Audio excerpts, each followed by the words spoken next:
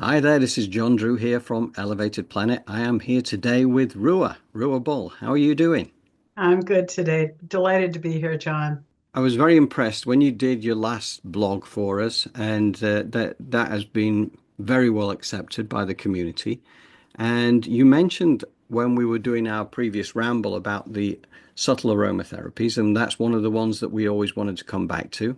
So here we are. Here we are. I'm so happy I get to share this. You inspired me to write my next blog on listening to the oils. Well, I'm really interested in this as well because you talk about the divas and I'd like to get to understand that a little bit more as well. So I am going to let you ramble and then at Okay. the end of it, then we can kind of do our little back and forth thing. So if that works for you, Rua. I actually did want to start out a little bit about talking about the divas and the plants and the oils, just to kind of put it in context. Um, you can go to Wikipedia, Google. There's a lot of information out there about the divas and how they were originally understood as coming out of Hinduism. Lots Right. of different kinds of divas, everything from some of the gods like Krishna, Shiva being called divas, divas of the elements, fire, water, divas of the animals, plants. They're basically the spirit beings that are specifically there to assist in the evolution of consciousness of whatever it is they're tending. Right. I was first introduced to the divas when I started studying Findhorn in Scotland, that remarkable farm where they just grow these unbelievably huge and delicious and nutritious vegetables, different kinds of plants, by working with the plant divas. And one of the differences that I found in the Findhorn sense of divas, which feel kind of more Celtic or Native American to me than the Hindu, is in Hinduism, in my studies, they seem to say that the plant divas have a fairly low vibrational consciousness, whereas in the Native American traditions, for example, the spirit beings that are with the plants are very high vibrations, important teachers, and in fact taught people a lot about what to eat, what not to eat, how to use medicine, etc. So that's the way they've kind of shown up for me. The Okay. other thing I just want to say before I start reading this is that, and I mentioned it, I think, at the end, when I go in, I meet with the divas. Other people will meet with the plant, other people will meet with the essential oil. So I just want to say that, as always, it's important for people to explore and discover their way in. So Mm. I'm sharing mine, but I want to share it in such a way that says, if you're drawn, explore, investigate, and spirit will show you your way in. Okay. So Okay. that just felt like an important thing to set up. When Joni Keim and I began to write our three books on subtle aromatherapy, which is the teachings that are about the energetic and spiritual gifts of the oils, her task was to do the research into their traditional esoteric applications. Mine was to spend some time with the oils, getting to know them, and discovering if they had any specific messages or teachings for those of us who were opening up to them now. I had a practice in mind, which was similar to the listening to the oils, which I'm going to be reading later. Um, but as so often happens, what I thought would happen was not what the plant spirits or divas had in store. This is one of the things I always like to say to people. When you start moving into the other realms, you might have an intention, but hold it lightly because you're Right. never quite sure Yeah, yeah. where they're going to take you. Mm. So I chose to begin with lavender because in aromatherapy, she's considered the queen. And I placed a drop of the oil on a tissue with the intention of beginning this listening to the oils practice. However, what happened, I found myself pulled right into a spirit journey, and I was landing in this beautiful, dark, deep green fir forest, and there was a fire in the middle, and gathered around this fire were these beautiful, tall, slender, very colored shimmering beings. I couldn't quite see their face. Some were taller than others, but they just had this extraordinary feel. And I wasn't getting a lot of fragrance. I could smell the fir, but it was more fir trees, but it was more like a feeling of their presence. They introduced themselves as the plant divas, who I'd never met before, and they were here to help me. And then, even before we began anything else, they sent me a memory. So, back in 1986, I was training in psychic development with this wonderful woman by the name of Lynn Breedlove.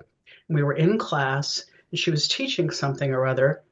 And then all of a sudden, her face altered, her voice altered, and she began to bring in a Native American healer, a male that she'd never met before. And as he was talking, he said that because of all of the artificial scents and all the deodorants that we are bombarded with, our capacity to receive information and messages through olfaction had actually started to atrophy. He said, however, that was going to change.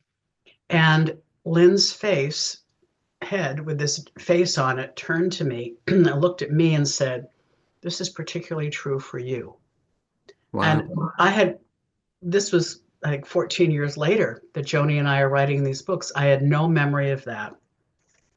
So I came out of the memory and I'm sitting there with them, and apologies for this tickle in my throat. I had a cheese sandwich for lunch, which I need to remember. It's not a good thing for me to eat. So everybody out there who has issues with dairy, mea culpa, mea culpa. This is foolish. I did that. And it was really interesting because when I came out of the memory, I actually felt like they were kind of shining with smiles. I couldn't see smiles, but I felt smiles. And this wonderful phrases, welcome, here you are. And John, it was just the most delightful feeling of, without any impatience, it's like, we've been waiting for you, and here you are, and here we go. Wow. So that yeah, I know it was just like, it just brings joy, even just remembering it. Mm.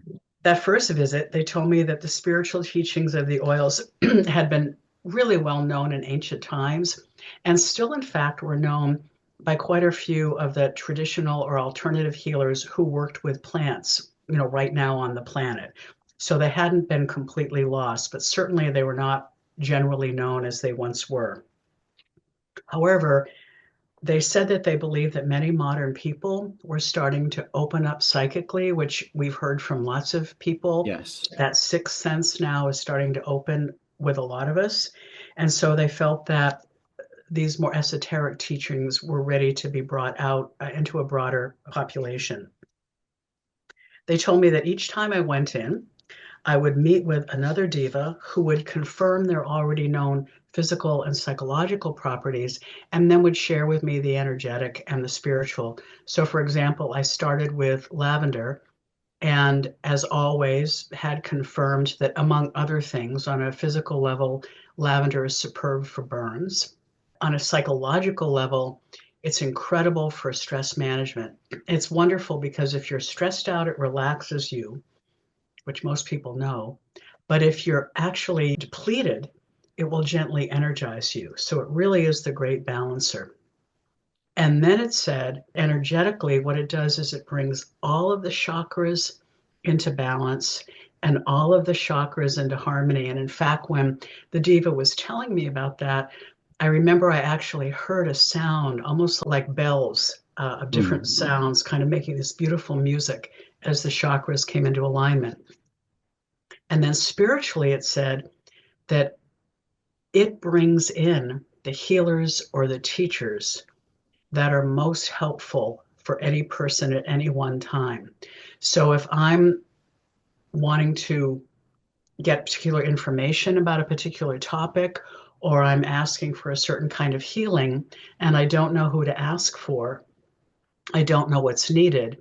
If I go to lavender and ask lavender to bring that in, Mm. lavender will actually bring in the one that's necessary, which is, it's kind of like It's kind of like it's doing triage in the Right. energetic plane. It brings in what's needed and what's trustworthy, because these divas are they're also gatekeepers. They're really helpful with discernment and Okay. focus. So again, this was very exciting. Joni and I were literally being given teachings and told to share them. But I have to tell you that one of the things that touched us most deeply was their insistence that even though they were giving us information that could be used by anyone, kind of general information around these topics, they had another agenda, which is part of what I love so much about them. One of the properties shared by every oil I have ever met is their desire and their ability to enhance intuition. That's a lot of what they're here to help us do. Mm. Um, it's one of their main purposes to help us recover our connection to the intuitive realm, the ability to listen and learn from plants, yes, but also from animals, from rocks, from stars, you name it. I mean, I was working with rosewood, which because it's now an endangered plant, I work with lavender and ask lavender to bring rosewood in. Okay. Rosewood is an oil that helps to manage the seventh chakra so you don't get flooded with too much transpersonal material. So it kind of it balances it so that it comes in so that we can receive it and integrate it, as opposed to, so people will have a spiritual emergence but not spiritual emergency. So it's really powerful as a helping us bring in what we can actually integrate at any one time. I'm working with rosewood, and the next thing I know, I'm behind the moon talking to an alien. And I'm like, and she's the only, her name is Alma. She's the only alien I've ever met. We have a relationship. I can, I can feel her right here. Mm. Um, but that I wasn't intending on meeting an alien. I was just, trying to get in touch with helping me open enough so that I could receive, but not so much that I was not able to function in the material world, which can happen. Mm. Um, so they're just amazing in terms of how they open intuition in ways that are appropriate for us at any one time. So again, I they just open to an alien. That's like, oh my gosh, hello, nice to meet you, Alma. I just thought this stuff is just, it's like who, it's like, yeah. Anyway, I just Yeah. Well, it's I amazing. will Yeah. I will never cease being amazed by this world. I know. um, anyway, so they kept saying this is the general information, but they wanted me to encourage people to find a way to come in and make a personal relationship with the oil John, because what they're able to do is find a teaching or a healing specific to the person. So the one I mentioned in my blog, there are three of them that came to me. One was a woman who was really grappling with her spiritual life. She had been sexually abused by a pastor, and she was drawn to Rose, and so we did a spirit journey around Rose, and she went back into a lifetime when she was a female follower of Jesus, Wow. and she received a profound healing from Jesus around honoring her as a woman and telling her that this pastor who did that to her was so distorted in his relationship with the feminine aspect of God that he was acting it out with women. So she got permission to leave this church, and she received a deep healing from Jesus. And this was through Rose, which, yes, is connected to the divine feminine, but I'd never had any experience with it that was so precise. Another one was with benzoin, which is very much about warmth and comfort and love and ease. And again, I had a client who wanted to work with benzoin, and what the oil did is took him to the moment when he came out as a gay man to his family, and they responded not only with upset and distress, but they basically threw him out of the family. They were disgusted by him. And where he was caught was seeing the disgust on their face. Everything Yeah. else was awful. And benzoin literally came in, just surrounded him with this incredible comfort. And he told me he felt like he was being surrounded in this honey. Benzoin actually has this deep, warm yellow color. And the honey just literally like a healing moved all of the imprint of their disgust out of his physical body and his energetic body, and particularly in his genitals, where he was carrying their disgust and his responsive shame. I never knew that about benzoin. And then the last one was Eucalyptus globulus, where there was a woman in our community who had lost her home in the fires back in 2017 in the Sonoma County where I was living. And she had been to different energy healers, but John, it's like part of her energy body was just so freaked out it couldn't come back in. So she kind of felt like she was here and her energy body was like here. Right. So we were doing some hypnotherapy and some spiritual work around it. And she just said, I keep smelling eucalyptus. So I brought in my eucalyptus oil and eucalyptus globulus. We had her smell it, bring it through every level of her body. And she said, I heard the click. And literally, the energy body came back in. Now, eucalyptus is usually about helping you process and release anger, clearing space, psychic protection, really good boundaries, restoring the energy body. That was completely unknown to me and specific to her.